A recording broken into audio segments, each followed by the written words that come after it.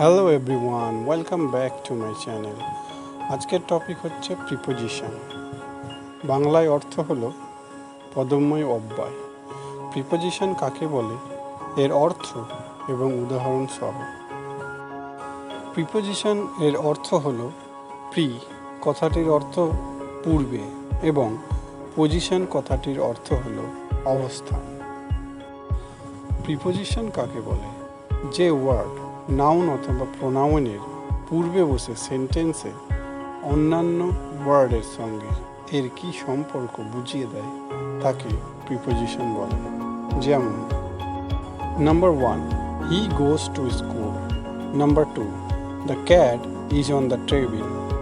Number 3, Ram can not do so without Sam.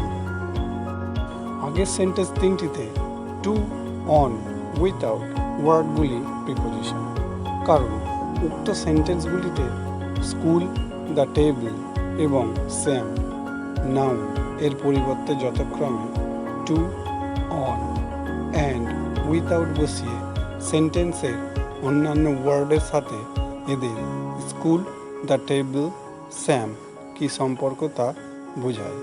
অতএব two, on, without হলো একটি preposition. এরকম কিছু প্রিপোজিশন এর উদাহরণ হলো by, of, at, from, for, down, below, into, within, between, in front of ইত্যাদি।